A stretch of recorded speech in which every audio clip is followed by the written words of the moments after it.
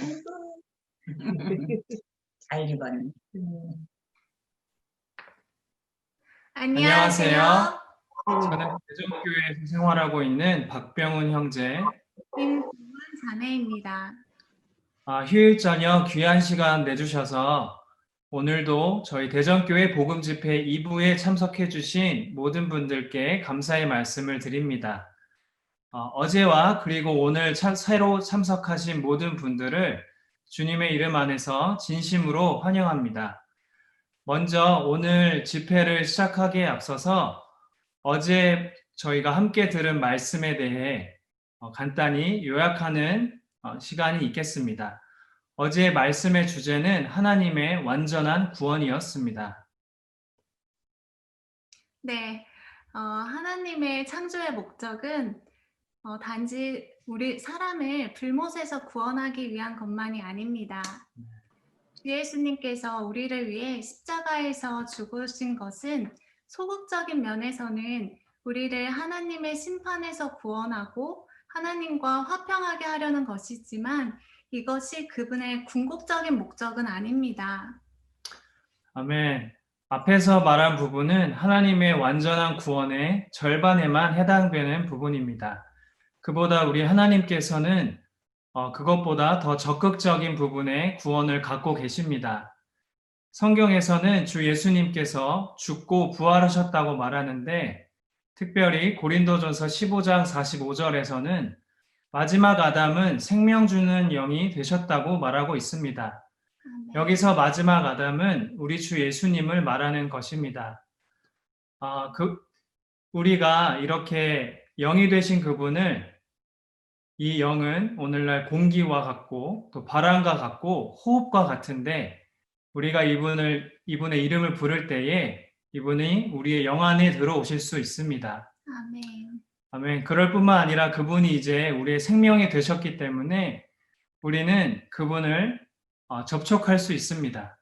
우리가 그분의 이름을 부르고 성경을 읽고 기도할 때에 우리는 매일 매순간 그분을 만날 수 있습니다.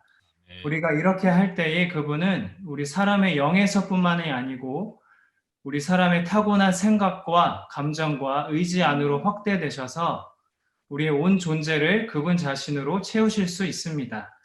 이것이 그분이 우리를 부르신 목적인 것입니다. 그렇다면 이렇게 우리가 하나님의 구원을 받고 거듭나게 되어서 오늘날 하나님의 교회 안에 있는데 성경에서는 이 교회를 어떻게 말하고 있는지에 대해서 오늘 간증과 말씀을 통해 함께 누리도록 하겠습니다.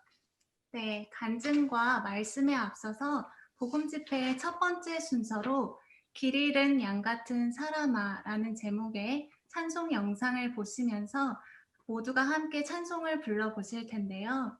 하나님께서는 그분께 100마리의 양이 있다고 했을 때 잃어버린 한 마리의 양이 있다면 그분은 99마리의 양이 있을지라도 그 한 마리를 위해서 애타는 마음으로 찾고 또 찾으시는 분이십니다. 우리가 그런 그분의 찾으시는 손길에 우리 자신의 마음을 조금은 열어드리고 이 찬송을 함께 불러보도록 하겠습니다. 길 잃은 양 같은 사람아 구주가 찾으러 오셨다. 100마리 양 중에 잃은 널 찾고 계신다. 찾고 계신다. 찾고 계신다. 100마리 양 중에 잃은 널 찾고 계신다. 주님의 보물인 사람아 성령이 지금 널 찾는다. 열들아 그마중 잃은 널 쓸며 찾는다. 쓸며 찾는다. 쓸며 찾는다. 열들아 그마중 잃은 널 쓸며 삼는다. 내게는 안식이 있는가. 돌아와 기쁨을 누리라. 아버지가 기다린 아들 내가 아닌가. 내가 아닌가. 내가 아닌가. 아버지가 기다린 아들 내가 아닌가.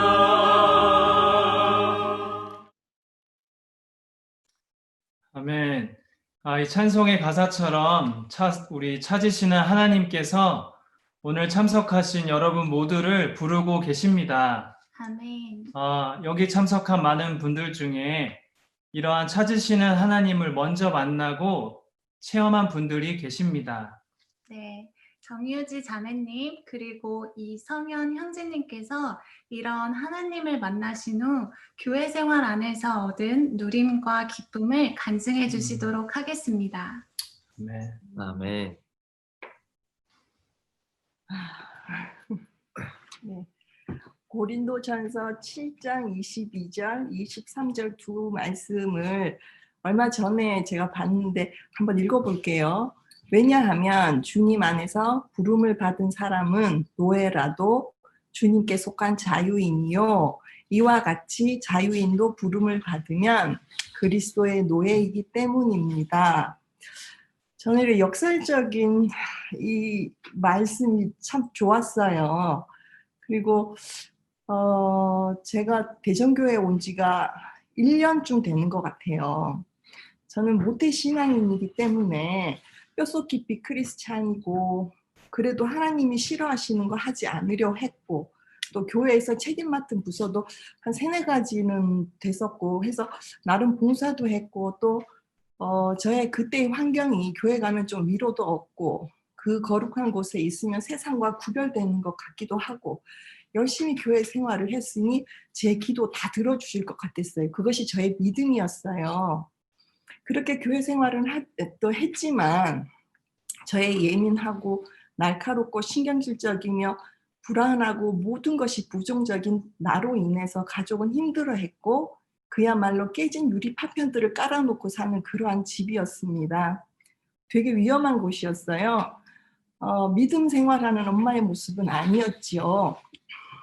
맨날 다람쥐 쳇바퀴 도는 나날들과 갈증만 더해가는 교회 생활 중에 아주 막연히 예수님을 좀 알고 싶다라는 생각이 들었어요.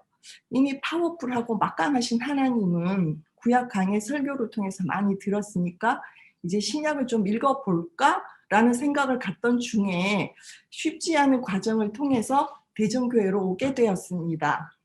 할 말 많지만 이 시간에는 다 할 수 없는 갈등도 있었고요. 어째어째 했었지 저기 자매님들과 권혁 형제님의 일주일에 한 번의 만남을 통한 목양이 시작되었어요. 첫날 저와 형제 자매님들의 대화 내용이 기억이 나는데 제가 그랬어요.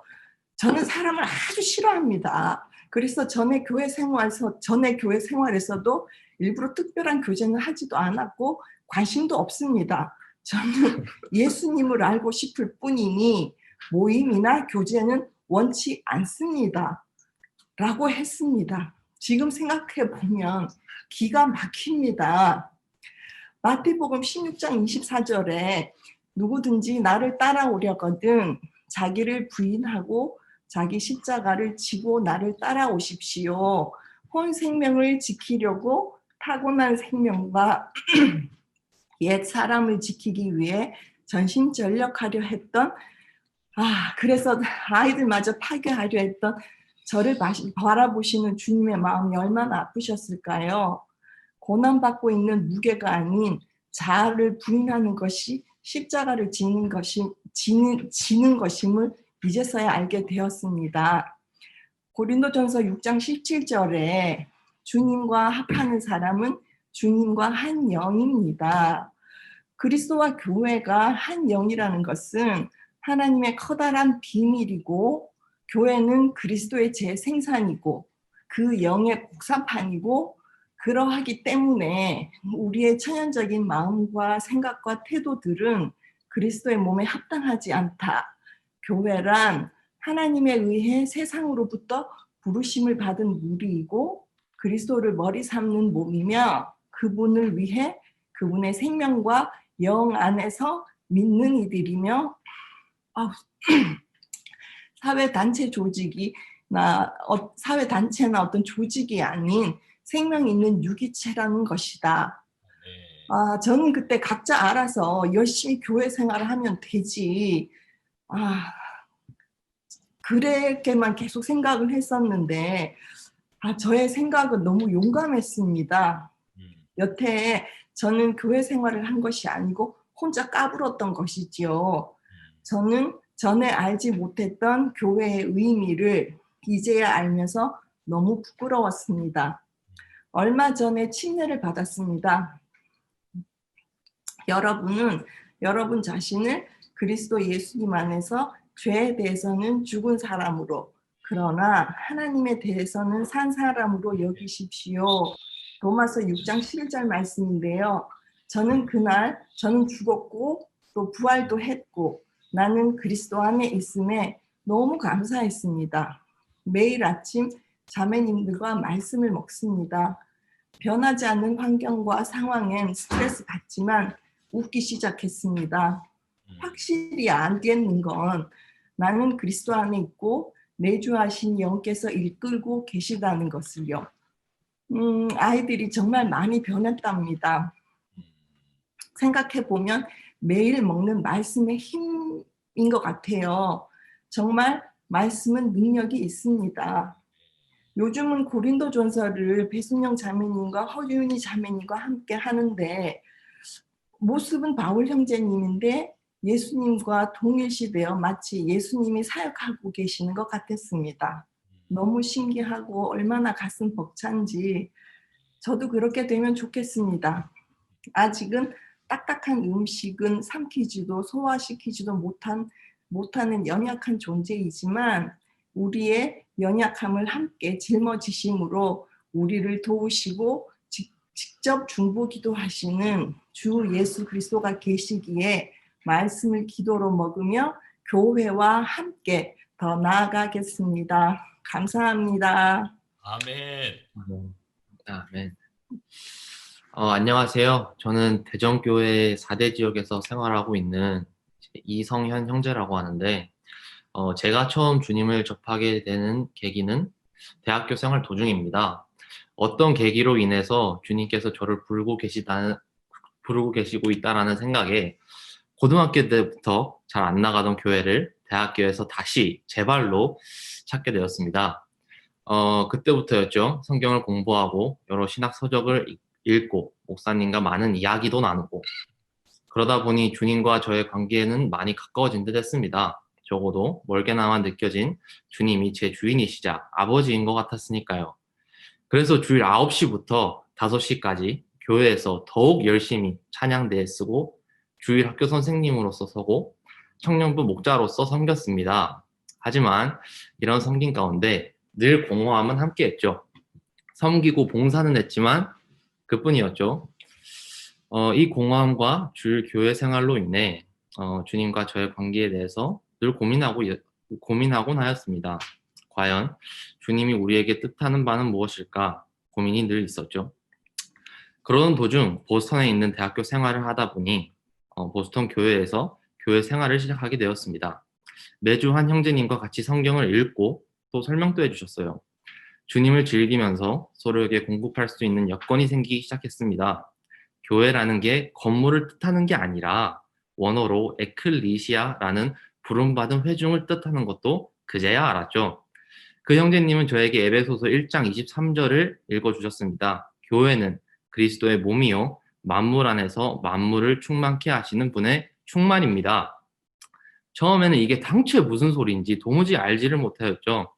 아니 어떻게 성경을 읽으면 읽을수록 내 부패함이 보이고 죄성이 더더욱 드러나는데 이런 내가 어떻게 라는 생각들로만 가득했습니다. 하지만 시간이 지나서 저에게 한 가지 더 허락한 말씀은 나는 부활이요 생명이니 요한복음 11장 25절의 말씀입니다. 이 말씀이 주님의 몸에 대한 인식을 가져다 주는 것의 크나큰 제 한 부분이 되었습니다. 주님은 우리 모두의 생명이 되신다고 말씀하셨고 부활이라고 말씀하셨습니다. 우리 각자에게 서로의 생명이 있습니다. 그 생명엔 개인의 속성이 있어서 개인을 나타내지요. 성격, 생각, 그래서 이 생명이 저희들의 생활 방식, 즉 우리 삶을 조성합니다. 제 생명은 다소 험하고 다혈질적이어서 저로 하여금 그런 삶을 살게 하였어요. 주님을 믿었을 때부터 제 안에 생명으로 들어오셨고 죄로서 죽었던 제 영을 부활시키시고 생명을 주셨습니다. 여기서 저에게 주의하게 하신 것은 그 생명은 삼위 하나님의 신성한 속성이 있다는 것이었습니다. 하나님만의 속성이요. 그러면 이 생명이 저에게 있는 한 실망하고 자책했던 제 생명, 다소 험하고 다혈질적이었던 속성이 아니라 그리스도의 생명이 저에게 들어옴으로 인한 하나님께 완벽한 기쁨을 드렸던 그분의 삶을 살 수 있다는 사실이 저에게 큰 힘이자 구원이었습니다. 이게 저에게 복음이었죠. 이 생명으로 인해 제가 외적으로 노력해서 의식적으로 성경에서 말하는 수많은 율법들을 지키는 것이 아니라 안에 있는 생명을 따라 주님의 생명 내적 작용으로 너무나도 자연스럽고 무의식적으로 지켜지는, 그래서 한때 저의 발을 옥매어서 많은 교회에서 봉사를 하게 하였던 것으로부터 해방시켜 주셨다는 것을 안 뒤로 주님을 더욱 사랑하게 되었습니다. 주님이 허락하신 이 생명에 대한 인식은 교회와 주님과는 몸과 머리의 관계, 즉 생명의 관계라는 것을 알게 하셨습니다. 앞서 말한 말씀인 교회는 그리스도의 몸이요. 는 사람의 몸이 많은 세포가 한 몸을 이루듯 부름받은 저희도 주님의 몸이다라는 것입니다. 또 저희 안에 있는 주님의 생명으로 인해서 주님을 닮아가며 주님으로 인해서 조성될 때 우리는 단체적으로 주님을 표현하게 된다는 것이고 주님을 활동하게 한다는 것입니다. 이것은 제가 그 어떤 종교 활동이나 이벤트를 위해서 이때까지 주님을 연기하는 것이 아니라 저의 육체적인 몸이 저희의 생각과 의지와 감정을 표현하듯이 그리스도의 몸인 저희는 주님의 생각과 의지와 감정을 표현해내는 주님을 표현하는 교회라는 것을 알게 하신 이후로 더더욱 주님을 사랑하게 되었고 너무나도 감사하게 되었습니다. 그러므로 저는 더더욱 교회 생활 안에서 깊이 뿌리 박혀서 생활하고 이 자리에 계신 여러분 모두와 함께 나누며 주님 안에서 기쁨을 유지하고 싶습니다. 감사합니다. 네.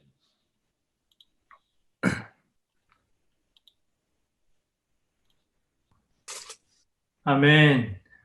두 분 형제 자매님의 귀한 간증에 감사합니다.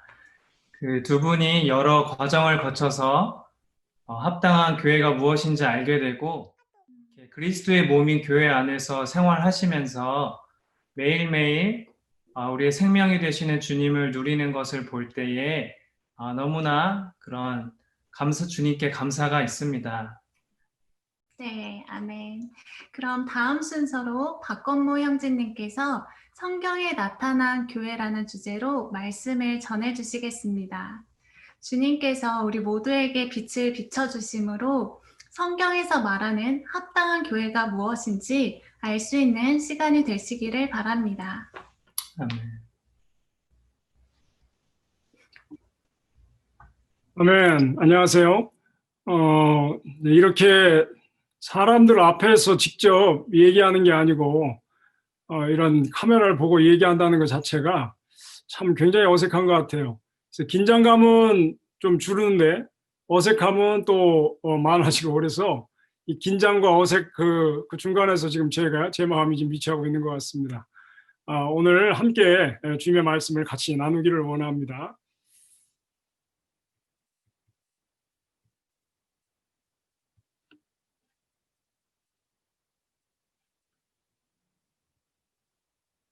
자, 먼저 이제 이 말씀을 나누기 전에 간단하게 먼저 말씀을 좀 드릴게요. 스마트폰으로 보실 때 도움이 되는 방법을 먼저 좀 말씀드립니다. 첫 번째로 잘 보이지 않으시면 화면을 터치해가지고 손가락으로 이렇게 늘려서 확대를 하시면 이 화면이 잘 작게 보이는 것을 좀 크게 보실 수 있겠죠. 그리고 필요에 따라서 화면을 이렇게 가로 세로로 바꿔서 보셔도 스마트폰으로 이렇게 보실 때 훨씬 더 도움이 되실 것 같습니다. 미리 먼저 말씀을 드립니다. 자, 이제 시작하겠습니다. 먼저 이제 제가 흥미로운 내용부터 먼저 시작을 좀 해볼게요. 어떤 디자이너가 그 각 나라의 유명한 도시의 랜드마크를 가지고 로고를 만들었어요. 예를 들면 이제 프랑스 파리 하면 아주 유명한 거에 뭐가 있죠? 에펠탑이 있죠. 그 다음에 이제 그 안에 파리에 그 노틀담 대성당이 있다고 합니다. 어쨌든 이제 이러한 것을 이용해서 이렇게 로고를 만들었네요. 자, 미국 뉴욕에는 우리 이성현 형제가 잘 알겠네요, 그죠? 미국에는 자유의 여신상이 뉴욕에 있다고 합니다. 그리고 뒤에는 아주 높은 고층 빌딩들이 있어요. 이것을 이용해서 이렇게 로고를 만들었더라고요. 이제 중국 북경은 어떻게 만들었을까요? 이것은 자금성이라고 하는데 명나라와 청나라 시대에 아주 큰 그 궁궐을 지었는데 1417년부터 시작해가지고 약 14년간 20만 명이 이 성을 지었다고 그래요. 그래서 1000개의 방이 아니고 10,000개의 방이 있을 정도로 굉장히 크고 웅장한 궁궐이라고 합니다. 그래서 이제 이것을 가지고 이렇게 로고를 만든 것이죠. 자, 이제 오늘 질문입니다. 자, 그러면 한국은 어떻게 로고를 만들었을까요? 뭐가 유명한 랜드마크가 있나요? 남산타워가 있나요? 뭐가 있을까요? 자, 이걸 보시면 어떠세요? 공감이 가시나요? 우리가 이게 야경을 저녁에 나가서 야경을 보면 많은 아파트 숲이 보이고, 그리고 그 위에 많은 빨간 붉은 십자가들이 보이죠. 그리고 건물마다 심지어는 건물에 2개씩 3개씩 이렇게 많은 십자가들이 있습니다. 그래서 이 외국 디자이너가 한국을 와서 보니 가장 특징적인 것이 경복궁이 아니고 남산타워가 아니고 많은 아파트들과 이 많은 붉은 십자가들이었다는 것이죠. 이것이 시사하는 것이 있지 않겠습니까? 2015년에 TJBC에서 이런 방송을 했어요. 2012년 통계를 따르면 편의점 수가 25,000개인데 교회 단체로 등록된 수가 78,000개였다는 거죠. 그러면 편의점 수보다 몇 배가 더 많은 거죠? 3배 이상이 더 많은 거죠. 2012년에 그러니까 지금 8년 후인 현재는 또 얼마나 더 많겠습니까? 서울만 해도 9,100여 개의 교회 단체로 등록된 곳이 있었다는 거죠. 이게 8년 전 얘기입니다. 그러면 대전은 얼마나 될까요? 대전은 8년 전에 이미 2,200개였다는 것입니다. 그러니까 비율로 따지면 오히려 서울보다도 훨씬 많죠. 서울은 1,000만이 넘는 도시고 대전은 200만도 안 되는 도시 안에 2,200개가 교회로 등록된 단체가들이 있다는 것이죠. 어떤 이제 사이트에 기독교 교파 분열에 관한 도표를 만든 이제 사람이 있었어요. 그래서 그 내용을 이제 잠깐 이렇게 들여다봤는데 재밌는 게 그 밑에 어떤 마지막에 이제 이런 말을 했더라고요. 같은 신을 믿는 자들도 일이 분열이 되는데 무슨 평안이 이단이니 부르짖는 게 이해하기가 어렵구나. 이 말이 이해가 되시죠? 왜 이 똑같은 하나님을 믿는 사람들 가운데 대전에만도 2,200개씩에 대한 교회가 있을 수 있다는 것이 이게 믿어지지 않는다는 거죠. 그래서 어떤 분들은 이런 질문을 합니다. 당신이 전파하는 예수가 다른 교회가 전파하는 예수와 동일하다면 기독교에는 왜 그렇게 많은 교회들이 있습니까? 그래서 이제 이러한 질문에 기초해서 오늘 이제 저는 여러분들에게 이 말씀을 드리고자 합니다. 성경에 나타난 교회. 제가 아는 교회가 아니고 제가 주장하는 교회가 아니고 저희 단체가 저희가 믿는 믿는 이들이 주장하는 것이 아니고 성경에서 교회를 과연 무엇이라고 하느냐 이것에 대해서 같이 한번 이야기해 보죠. 혹시 보내드릴게요, 차민이. 자, 이제 먼저 이 찬송을 한번 들어보면서 이 찬송이 들을 때 어떤 것이 연상되는지, 무엇이 연상되는지 한번 볼까요?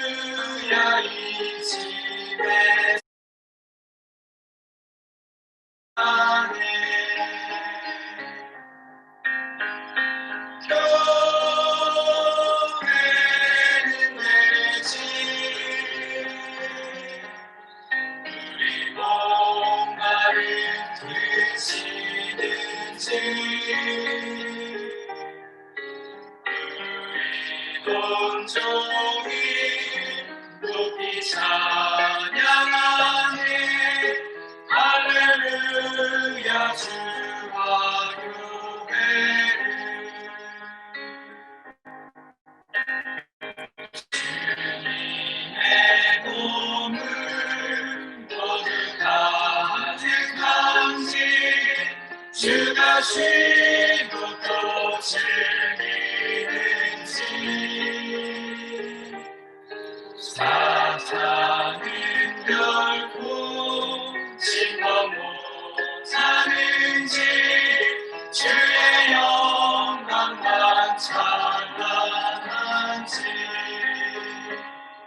자, 여기까지만 듣겠습니다. 자, 이런 찬송을 들을 때 어떤 분들, 그러니까 이게 상상이 아름다운 찬송인데 혹시 교회는 내 집이라는 찬송에 대한 오해를 가질 수 있을지도 모르겠습니다. 어떤 오해냐면요, 이 찬송을 들을 때 이러한 뭐 멋진 혹은 고풍스러운 예배당 건물이 혹시 생각나시는지요? 아니면 이 예배당 건물 내에 자칫 이렇게 경건해 보이는 이러한 예배당 내에 이런 강대상이 있고 또 이렇게 성도들이 앉는 이러한 예배당 내부의 모습이 교회로 생각되시는지요? 자, 디모데전서 3장 15절에 보면 이 집은 살아계신 하나님의 교회요 진리의 기둥과 기반이라고 말씀하고 있습니다. 그리고 에베소서 2장 22절에 보면 여러분도 또한 그분 안에서 함께 건축되어 영 안에 있는 하나님의 거처가 되고 있습니다 라고 말하고 있죠. 자, 위에서 보면 이 집이 교회라고 말하고 아래 보면 여러분이 하나님의 거처라고 말하고 있어요. 집이 교회고 집은 거처죠. 거처인 교회가 사람인, 하나님을 믿는 사람인 여러분이라는 것을 알 수 있죠. 결국은 무엇입니까? 하나님을 믿는 이들이 교회, 곧 하나님의 거처라는 것을 분명하게 말씀해주고 있습니다. 그렇죠? 자, 아까 우리 이성현 형제도 잘 얘기를 했는데 마태복음 16장 18절에 내가 이 반석 위에 내 교회를 건축할 것이다, 이제 이렇게 말씀하시는데 성경에 이 교회라는 단어가 헬라어 원어에 의하면 에클레시아라는 단어입니다. 이 에크라는 단어는 전치사로서 뭐뭐로부터라는 뜻이고요. 뒤쪽에 클레시아는 부름받았다. 그래서 이걸 합치면 어디로부터 부름받았다, 이제 이 말이죠. 그래서 이 말은 즉슨 뭐냐면 세상으로부터 부르심 받아서 하나님께로 나온 사람들, 부르심 받아 나온 회중들, 이것을 가리켜 교회라고 하는 것입니다. 그렇기 때문에 사도행전 12장 5절에 보면 교회는 간절히 기도하고 있었다. 그리고 사도행전 5장 11절에도 보면 온 교회가 크게 두려워했다, 이렇게 말씀하고 있거든요. 만약에 교회가 건물이라면 교회가 어떻게 간절히 기도할 수가 있으며 어떻게 교회가 크게 두려워할 수가 있겠습니까? 그렇기 때문에 교회는 무엇이 아니다? 교회는 건물이 아니다. 그렇죠? 이건 사실은 너무나 당연한 얘기입니다. 두 번째, 유대교에서부터 기독교가 이제 산출되고 뭐 가톨릭, 동방정교, 개신교, 뭐 장로교, 이제 이런 21세기 오늘날 수많은 종파와 교파가 있습니다. 자, 그러면 이것을 일컬어 우리가 교회라고 하는지요? 이들을 모아서 많은 기독교 단체들이 있습니다. 사실 눈에 잘 보이지도 않으실 거예요. 여기 대한감리교회, 성결교회 총회, 대한예수교 장로회도 있고요. 뭐 각종 뭐 구세군도 있고. 자, 이런 것을 이러한 기독교 단체들을 일컬어서 우리가 교회라고 하는가요? 성경에 보면 골로새서 1장 18절에 보면 그분은 몸인 교회의 머리이십니다. 이렇게 말씀하고 있습니다. 그리고 에베소서 1장 23절에 보면 교회는 그리스도의 몸이요 만물 안에서 만물을 충만하게 하시는 분의 충만이다. 그러니까 그리스도께서 머리이시고 교회는 그리스도의 몸이라고 분명하게 말씀하고 있습니다. 그러면 우리가 이 말씀을 근거로 할 때 교회는 두 번째로 건물이 아닐 뿐만 아니라 조직체나 기독교 단체가 아니라는 것을 알 수 있습니다. 자, 이제 본론으로 넘어가서 오늘 중요한 두 가지 얘기를 하고 저는 오늘 이제 이야기를 마치려고 하는데요. 자, 첫 번째 이야기를 하기에 앞서서 기초적으로 이 말씀을 좀 드려야 될 것 같아요. 여기 아주 이쁜 선남선녀가 있습니다. 그럼 우리가 이제 이 사람을 전체적으로 봤다고 할 때 단순하게 이 얼굴만 가지고 사람을 전체적으로 다 봤다고 말할 수 있을까요? 그렇습니까? 그렇지 않죠. 왜 그렇습니까? 몸은 그 사람의 충만한 표현이기 때문에 그렇죠. 그래서 우리가 몸 전체가 다 나타날 때 그 사람이 충만하게 표현됐다. 이제 우리가 이렇게 성경에서는 이렇게 표현하고 있습니다. 자, 이제 여기 철수라는 사람이 있다고 해보죠. 철수는 머리가 있고 몸이 있어요. 그렇죠? 당연한 거죠. 자, 몸이 철수인 거죠. 왜 그렇습니까? 머리가 철수이기 때문에 몸이 철수인 거죠. 이건 너무 당연한 말이죠. 자, 이것을 그리스도와 교회에 한번 적용해 볼까요? 성경에서는 아까도 보셨지만 그리스도가 머리시라고 그랬어요. 머리가 그리스도라는 거죠. 자, 그러면 몸이 당연히 뭐여야 되겠습니까? 그리스도가 머리이시기 때문에 몸도 당연히 그리스도여야겠죠. 자, 근데 성경은 그리스도가 몸이라고 말할 뿐만 아니라 교회가 몸이라고 말합니다.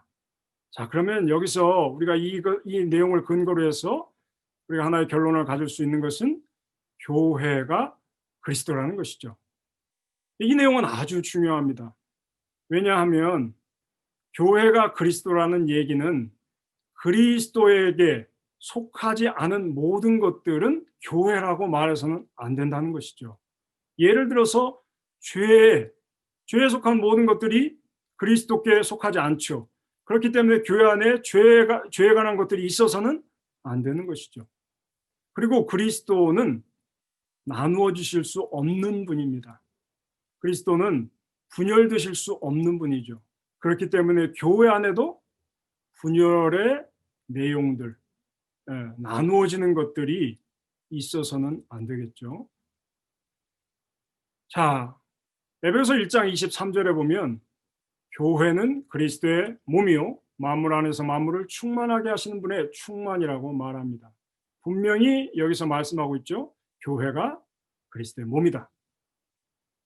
그 다음에 에베소 5장 32절에서 보면 왜냐하면 우리가 그분의 몸의 지체들이기 때문입니다. 그분은 그리스도를 말하는 거죠. 이런 이유로 사람은 부모를 떠나 아내와 합하여 둘이 한 몸이 되어야 하는데 이 비밀이 위대합니다. 내가 그리스도와 교회를 가리켜 말하는 것입니다. 라고 말하고 있습니다.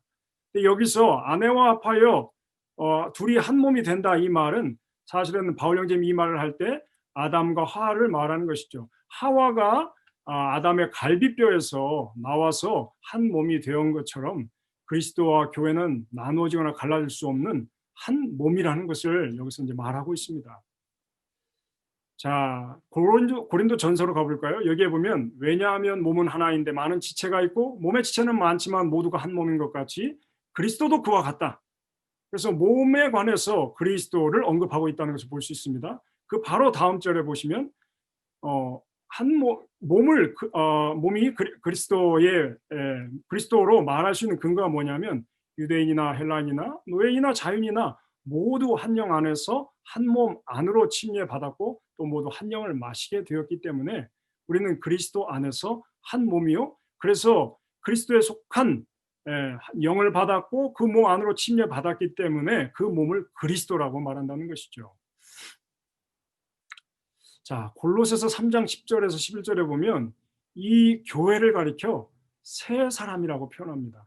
왜냐하면 하나님의 생명을 얻었고 이 새, new라고 하는 단어는 하나님에 관한 것들만 성경에서는 사용하기 때문에 이 새 사람은 이 교회를 말하는 것이거든요. 자, 이 교회 안에는 뭐가 없습니까? 헬라인, 유대인, 할례자, 무할례자, 야만인, 수고디아인, 노예나 자유인 이 모든 것이 다 없다는 것이죠.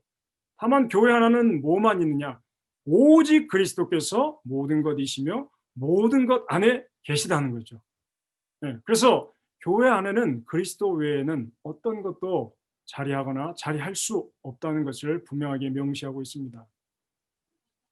자, 그래서 이제 결론, 첫 번째 결론은 무엇이냐면 교회는 그리스도의 몸이라는 것입니다. 그러니까 교회는 우주적으로 말하면 그리스도의 몸은 하나뿐이죠. 왜냐하면 머리이신 그리스도가 한 분이시기 때문에 몸도 하나인 것이죠. 그래서 교회가 그리스도의 몸이라는 진리는 매우 엄청난 진리입니다. 그래서 이 진리가 매우 심오하기 때문에 사실 초대 교회 시절에 사도 바울 형제님 외에는 12제자 그중에 아주 수제자인 베드로조차도 교회가 그리스도의 몸이라는 이상에 대해서 사도 바울만큼 그렇게 명확하게 보지 못했어요.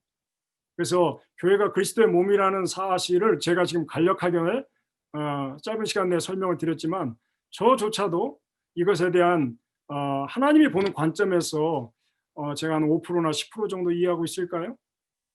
그런 생각이 듭니다.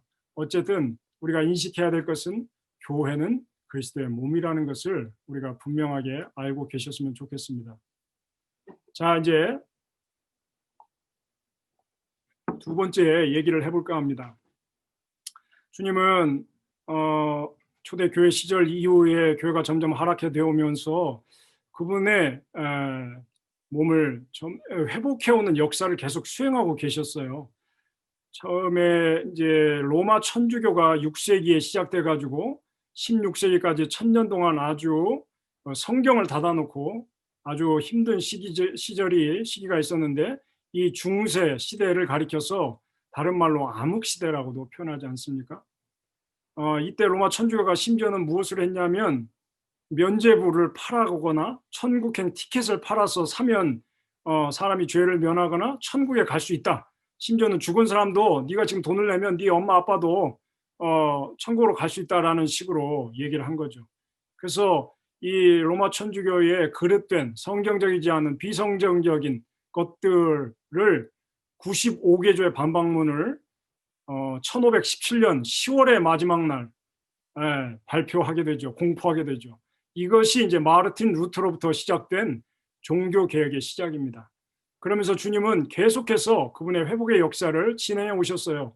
그래서 17세기에는 마담 귀용 그리고 페네롱 신부로 대표되는 그리스도의 십자가를 주관적으로 체험하는 방면에 대해서 말씀하셨고요. 그러한 진리가 회복되었고요.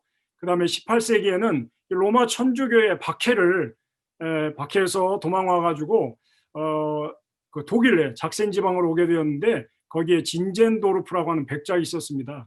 그 진젠도르프의 백작의 도움 아래서 이 모라비안 형제들이 정상적인 그리스도인의 생활을 회복하게 됩니다. 그리고 이제 19세기에 오면 존 넬슨 다비나 아니면 DM 펜튼과 같은 이제 아주 주님을 사랑하는 형제님들이 계셨는데 이분들은 모든 성직자 계급을 다 내려놓고 다만 주님을 섬기는 형제로서 지체로서 주님을 섬긴다 이렇게 해서 함께 이 모임을 시작했는데 이 모임을 이제 일으켜서 우리가 형제회라고 하죠. 그래서 이 안에서 아주 많은 성경의 진리들이 이렇게 밝아지고 회복되었습니다. 그리고 이제 주님의 진리의 회복은 20세기에 들어와서 중국 땅으로 오게 되는데 그 주님의 역사, 회복의 역사를 이어받은 분이 바로 워치만 리 형제님입니다. 이분은 역대로 있었던 모든 성경의 진리들을 아주 명쾌하게 정리하고 그래서 그것을 이제 지체들에게 공급했을 뿐만 아니라 또 그분 자신이 하나님께로 받은 많은 진리들을 이제 성도들에게 말씀하시게 되었죠. 그리고 특별히 이제 오늘 저희가 말씀하려고 하는 것은 1933년에 한 지방의 한 교회, 우주적으로 그리스도의 몸은 하나이지만 그것이 땅에서 나타날 때는 한 지방의 한 교회로서만 나타내야 된다는 사실을 성경에서 찾아냈습니다. 그래서 워치만 형제님이 이것을 1933년에 선포하시기 시작하신 것이죠. 자, 에베소서 4장 3절에서 6절에 보면 이 화평에 매는 띠로 그 영의 하나를 힘써 지키십시오라는 말씀이 나옵니다. 이 하나를 힘써 지키라고 말씀하셨어요. 그러면서 밑에 7가지 하나를 말씀하시는데 그리스도의 몸이 하나요, 성령도 한 분이고 또 소망이 하나고 주님이 한 분이시고 믿음이 하나고 침례가 하나고 하나님도 한 분이다. 왜 믿음이 하나이죠? 왜냐하면 주님 안에 있으니까요. 믿음이. 그렇죠? 왜 침례가 하나입니까? 그리스도 안으로 침례를 받기 때문에 그렇죠. 믿음이 하나고 침례가 하나이기 때문에 거기서 산출된 몸인 교회도 하나고 또 그로 인해서 우리가 갖는 소망도 하나다. 우리가 당연히 알듯이 성령도 한 분이고 주님도 한 분이고 하나님도 한 분이다. 그래서 이 7가지 하나를 반대하거나 저해하는 것이 아니면 어떤 것도 교회의 하나를 막아서는 안 된다. 어떤 것도 교회 하나를 망쳐서는 안 된다. 하나를 반드시 힘써 지켜야 한다. 이것이죠. 그런데 사도 바울 형제님이 사역하던 그 당시에 고린도에 있는 교회에서조차 이제 교회 안에서 이런 나누어짐과 분열이 있었습니다. 그래서 이 고린도에 있는 형제 자매들에게 바울 형제님이 이런 편지를 쓴 거죠. 내가 말하고자 하는 것은 여러분이 각각 나는 바울에게, 나는 아볼로에게, 나는 게바, 이제 이 사람이 베드로죠. 베드로 형제님이죠. 나는 베드로 형제에게 속했다. 이제 이렇게 말을 하니까 아니다. 그래? 그러면 나는 그리스도께 속한 사람이야.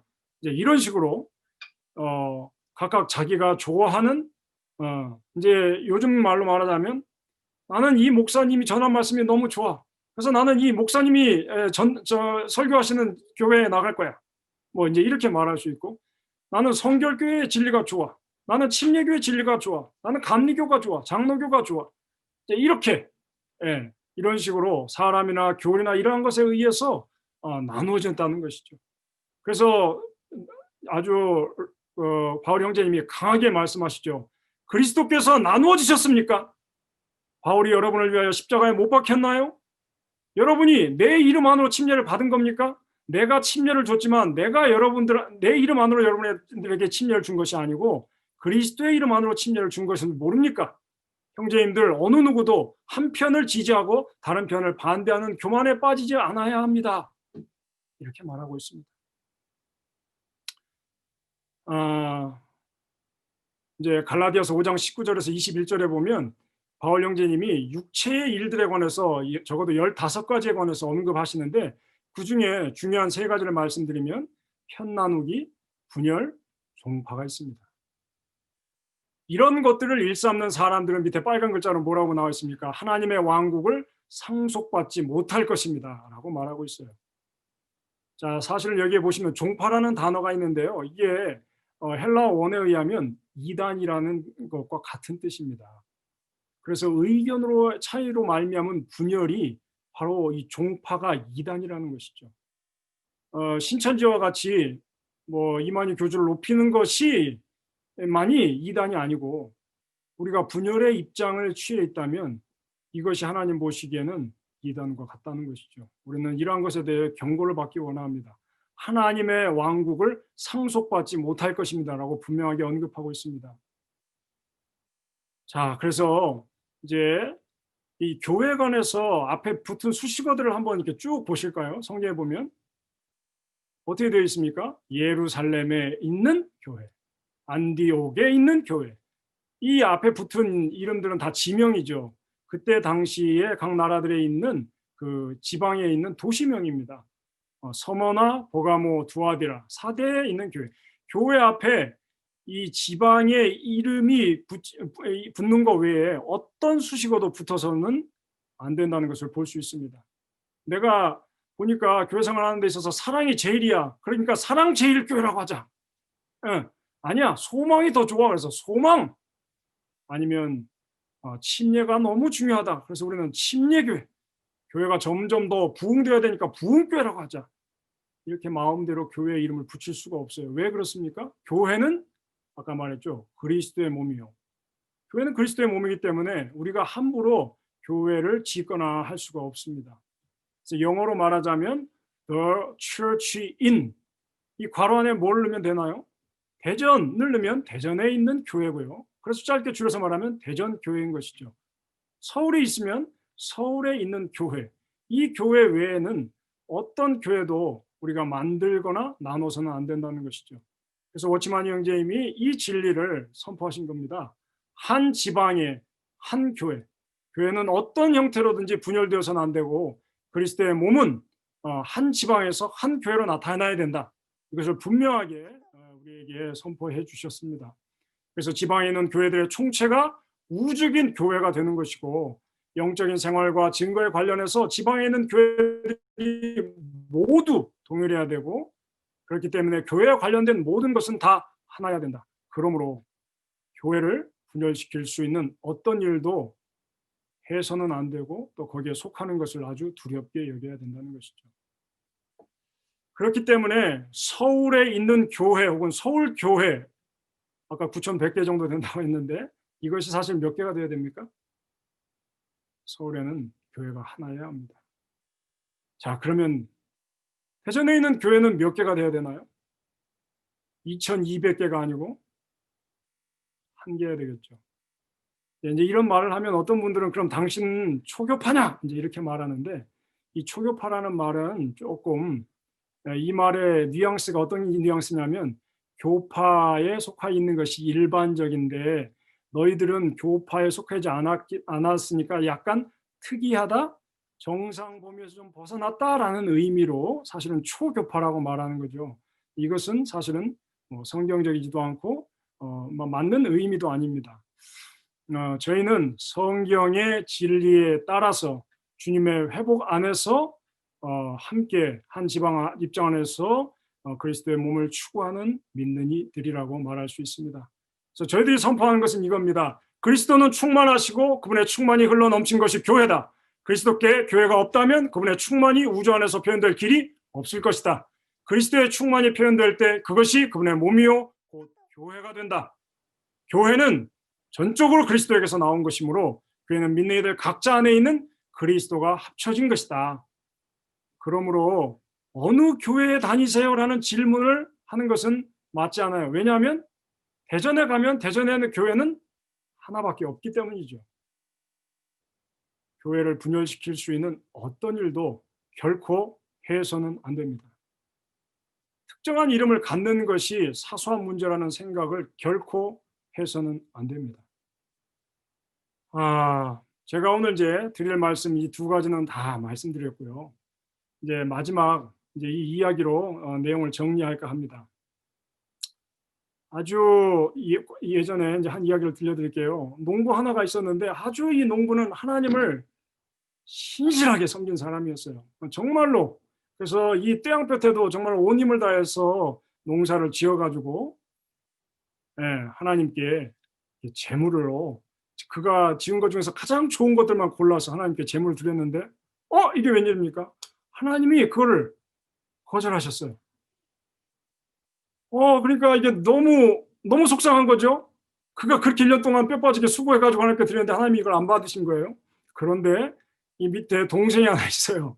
근데 이 동생이 얼마나 하나님을 신실하게 섬겼는지는 잘 모르겠어요. 그랬는데 이제 그가 어린 양을 죽여서 그 기름과 함께 하나님께 제물을 드렸는데 하나님이 그것을 아주 기쁘게 받으셨다는 거죠. 자, 그러니까 이 형 입장에서 볼 때 하나님도 미운데 이 동생은 더 미운 거예요. 그래서 어떻게 했습니까? 동생을 쳐 죽인 거죠, 돌로. 이 내용이 창세기 4장에 나오는 가인과 아벨의 내용입니다. 근데 이제 많은 분들이 이 내용에 대해서 의문을 가져요. 아이, 그래도 하나님이 좀 너무하셨지. 어떻게 그렇게 고생해서 하나님께 드렸는데 칭찬은 못할지언정 그렇게 거절까지 하셨나. 심지어는 어떻게 동생까지 죽게 만드셨나. 자, 근데 이제 이 내용을 들으면 좀 이해가 가실 겁니다. 하나님은 존재 자체가 거룩하시고 공의로우시고 빛이 충만하시고 또한 사랑이 가득하신 분입니다. 근데 이제 이것이 그분 안에서는 전혀 문제가 없는데 죄를 지은 사람들과의 관계에 있어서는 이것이 상충관계가 되어버려요. 무슨 말이냐면 아담과 하와가 죄를 지어서 선악과를 먹음으로 죄의 생명이 사람 안에 들어가게 됐죠. 그래서 사람이 어떤 선한 일을 해도 그 존재 자체가 이미 죄인이에요.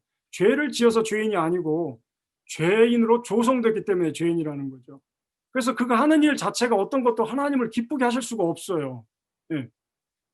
그냥 내 몸 자체가 다 그냥 검정 때가 묻어 있는 거죠. 그래서 하나님은 그러한 모든 것들을 사랑으로 다 감싸 안을 만한 충만한 사랑을 가지고 계시지만 또 한면으로 하나님은 아주 빛이 충만하고 거룩하고 공의로운 분이시라 공의롭지 못한 어떤 것, 그 다음에 빛에 속하지 않은 어둠의 조금의 요소도 있으면 그것을 견디실 수 없는 존재세요. 그래서 사람도 그러한 하나님께 가까이 가버리면 그냥 다 없어져 버리는 거죠. 그래서 하나님께서 이제 아담과 하와를 에덴 동산에서 내쫓은 이후에 하나의 길을 예비하셨는데 그것이 뭐냐면 나를 만나기 위해서는 흠없는 어린 양을 죽여서 그 어린 양을 제물로 드리면 너희의 죄가 이 어린 양을 통해서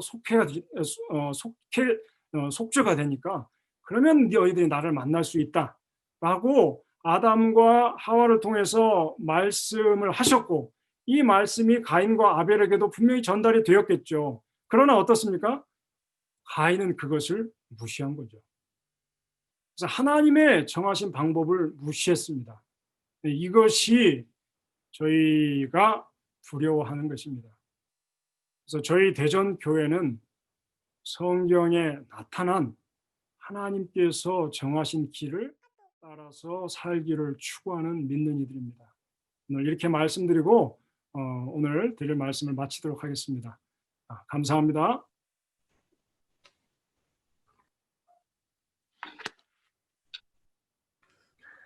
아멘. 박건모 형제님께서 성경에서 말하는 교회가 무엇인지 아주 명쾌하게 설명해 주셔서 감사합니다. 짧게 요약하자면 교회는 첫 번째로 건물이 아니라고 하셨고 두 번째로 교회는 조직체가 아니며 교회는 바로 에베소서 1장 23절에서 분명히 말하는 것처럼 그리스도의 몸인 것입니다. 이 몸인 교회는 우주적으로 하나이고 이것이 이 땅에서 실제적으로 표현될 때는 한 지방에 한 교회만 있을 수 있다는 것입니다. 이러한 내용을 참석하신 분들께서 꼭 기억하시기를 바랍니다. 아멘. 이제 마지막 순서로 주님의 거처인 교회라는 제목의 찬송을 함께 부르실 텐데요. 찬송 후에 간단한 안내가 있을 예정이니 끝까지 함께 해주시면 감사하겠습니다. 주님의 거처인 교회 사랑스러운 교회 주의 기쁨 또 즐거움 내 사모하는 곳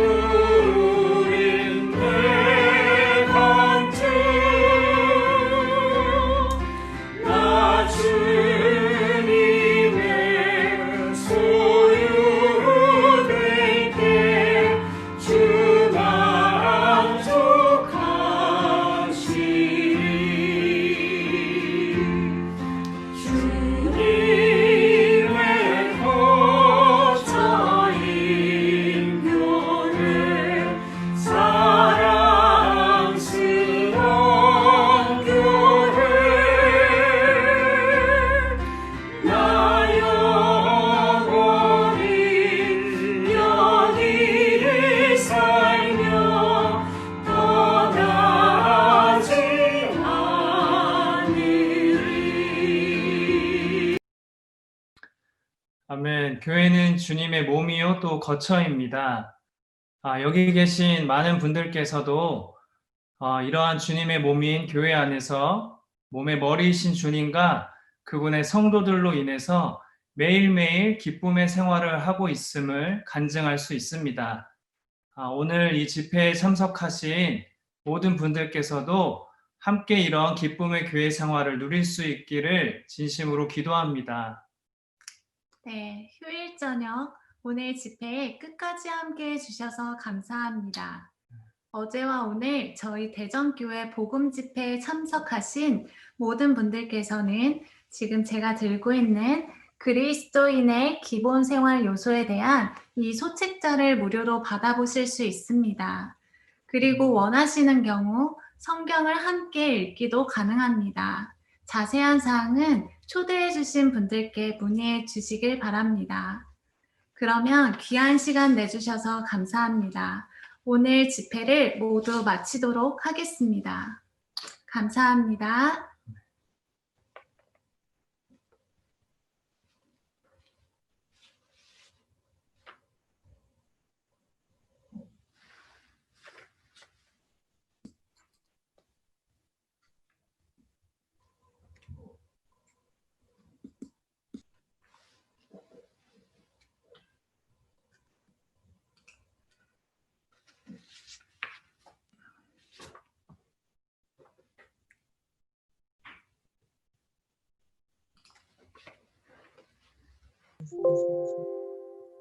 교회는 몸이다. 아멘. 교회는 그리스도의 몸이다. 아멘. 아멘. 안 끝났어? 이제 화면 보여야지. 네. 끝났어. 아멘. 아멘. 수고하셨습니다. 감사합니다. 네. 축복이 가득했습니다. 아멘. 어머 누구야? 이 예쁜 어린이는 어느 집 어린이인고? 그러니까 어제도 거제교예요. 네. 어제 다은 자매 동생인가 봐. 반가워요. 너무 예뻐. 아멘. 형제님들 오늘 수고 많으셨습니다. 아멘. 아멘. 너무 감사합니다. 아멘. 감사합니다. 아멘. 수고 많이 하셨습니다. 아멘. 아멘. 주님께 감사합니다. 아멘. 주님께 감사합니다. 아멘. 설명해 주셔서 감사합니다. 아멘. 나오지만 우리 딸이 감사합니다. 아멘. 교회는 몸이라고 외쳤습니다. 되게 감사합니다. 아멘. 주님 감사합니다. 네. 아멘. 어제는 이제 수고하셨어요. 이 시간을 못 가졌었네요. 여기 이쁜 자매는 오늘 7분 참석 오늘 하셨네요. 아마 근데 함께 보시고 한 분들 알아보면 훨씬 많을 거예요, 아마. 예. 그래서 일단 핸드폰 상으로 올라오신 분들은 27명입니다. 27명이고 좀 알아볼 수 있도록 하겠습니다. 아멘. 아멘. 할렐루야를 선포하고 기쁨의 왕국 복음이 해방된 것에 대해서 감사드립니다. 아멘. 할렐루야 선포하고 마치겠습니다. 아멘. 아멘. 할렐루야. 할렐루야. 할렐루야. 아멘. 주님을 찬양합니다. 아멘. 할렐루야. 한숙입니다.